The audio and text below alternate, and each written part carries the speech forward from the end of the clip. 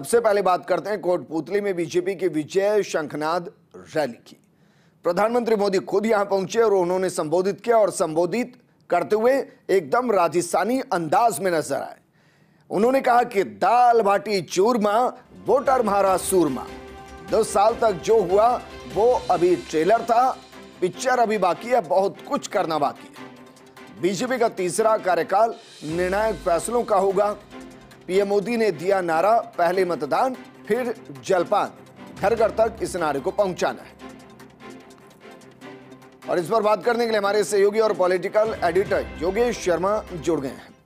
योगेश जी, क्योंकि जिस तरीके से प्रधानमंत्री ने राजस्थानी अंदाज में दाल बाटी चूरमा का जिक्र करते हुए वोटर्स को सूरमा बताया, यह एक खूबी है प्रधानमंत्री की, वो सीधा जनता से कनेक्ट होते हैं और यही कनेक्शन विपक्ष के नेता स्थापित नहीं कर पाते।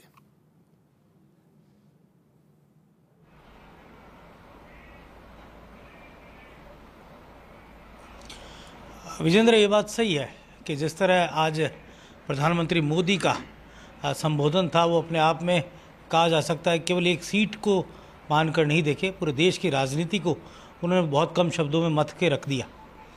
और इस वक्त मैं अभी कोटपूतली में हूँ और मेरे साथ है पूर्व केंद्रीय मंत्री, पूर्व कृषि मंत्री लालचंद कटारिया, मेरे साथ है गहलोत सरकार में उच्च शिक्षा मंत्री रहे, गृह राज्य मंत्री रहे राजेंद्र यादव।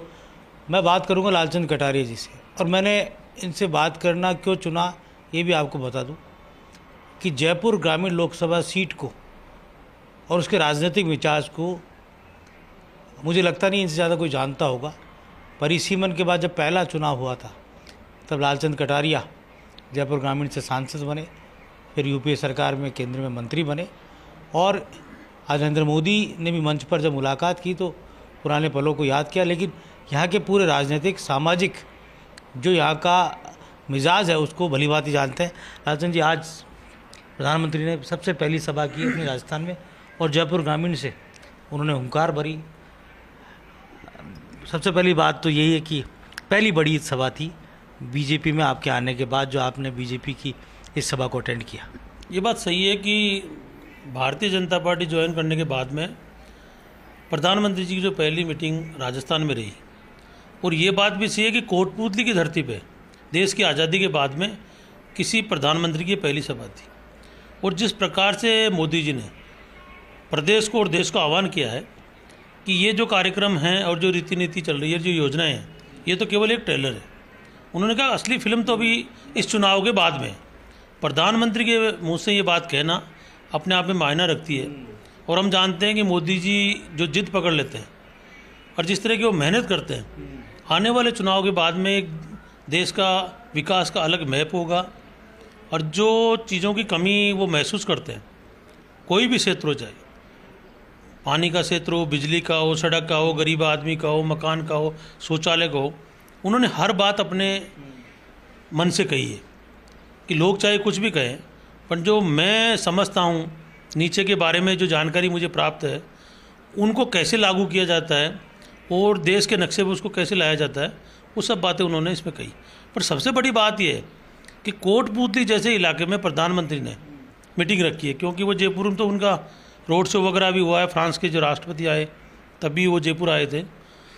पर उन्होंने जो ये सभा रखी उसमें उन्होंने प्रदेश को तो मैसेज दिया ही दिया।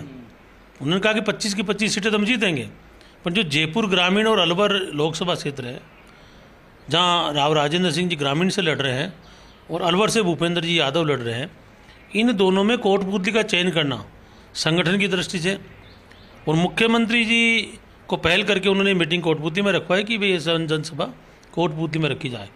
जिस तरह का ग्रामीण लोगों में उत्साह था प्रधानमंत्री जी को सुनना, राव राजेंद्र सिंह जी का खुद का व्यक्तिगत जो चरित्र है वो इस इलाके के लोग जानते हैं कि वो बिल्कुल मिलनसार हैं, सहज भाव उपलब्धता है उनकी, ईमानदार हैं, उनकी कार्य करने की अपनी शैली है, संसदीय परंपराओं का पूरा ज्ञान है। तो इस प्रकार से जो मीटिंग में एक जोश देखने को मिला। चुनाव मैंने भी लड़ा है 2009 में, मैं भी एमपी रहा, राव साहब को हराया था। मैंने राव साहब आमने सामने लड़े हैं। पर मैं कह सकता हूँ कि राव साहब की जो मिलनसारिता है और जो संसदीय परंपराओं का उनको ज्ञान है, उसका लाभ इस लोकसभा क्षेत्र को मिलेगा। और कई लोगों से हमने बातचीत करी, लोगों में भारी उत्साह है और मैं तो कह सकता हूँ कि आने वाले समय में ये हैट्रिक बनेगी और 25 की 25 लोकसभा सीटें भारतीय जनता पार्टी जीतेगी। क्योंकि मेरा सवाल इसलिए महत्वपूर्ण आपसे कि कांग्रेस ने जाट उम्मीदवार को उतारा है और आप उसी वर्ग से आते हैं, तो क्या जयपुर ग्रामीण में जातिवाद का रंग दिखेगा या राष्ट्रवाद का रंग दिखेगा? आप इस बात को भूल जाएं, अभी केवल मात्र एक ही काम चल रहा है, नरेंद्र मोदी। आज मोदी जी ने बताया ना कि 370 की तरफ देखना भी होता, 370 को हटाना तो दूर की बात है, जब उसकी बात करते थे तो लोग उससे दूर हटते थे कि इसकी बात करना भी बेकार। इसी तरह अयोध्या का मामला है और अन्य मामले हैं, 3 तलाक का, ये सारी बातें मोदी जी ने आज जनता को बताई कि ये ऐसे मुद्दे थे जिनमें हम ही उधर कांग्रेस में जब ऐसी बातें करते थे कि देश जलेगा, ये होगा वो होगा, तो ये सारी बातें उन्होंने रखी।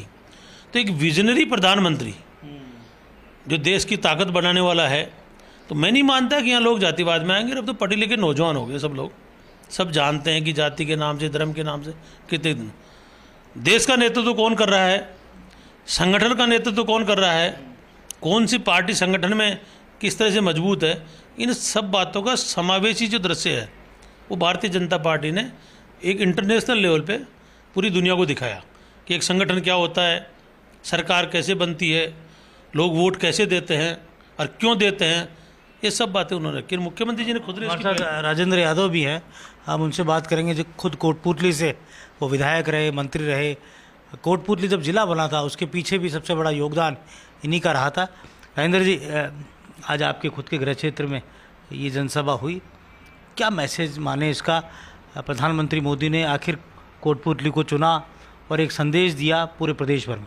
देखिए, सबसे पहले तो मैं कोटपुतली में माननीय प्रधानमंत्री जी ने कार्यक्रम दिया उसके लिए आभार भी व्यक्त करता हूं, और देश की आज़ादी के बाद पहली बार कोटपुतली में कोई प्रधानमंत्री यहाँ आए, ये बड़े गर्व की बात है हमारे लिए। और नया जिला बना है, निश्चित तौर पे इसमें बड़े विकास की आवश्यकता है। आज प्रधानमंत्री जी ने विस्तार से कहा, जैसे हमारे पनियाड़ा से लेके बड़ौदा मेव तक एक्सप्रेसवे जोड़ने की बात आई है, और बहुत सी ऐसी योजनाएं, इंडस्ट्रियलाइजेशन है और चीज़ें हैं, वो माननीय प्रधानमंत्री जी की दूरदृष्टि के साथ पूरे राजस्थान को वो जिस तरीके से डेवलप करना चाह रहे हैं, उसमें ये मील का पत्थर साबित होगी ये सभा। और इस क्षेत्र में इस सभा का आसपास की 5 लोकसभाओं में भी असर पड़ेगा। जहाँ तक सवाल है कि भारतीय जनता पार्टी में आज के दिन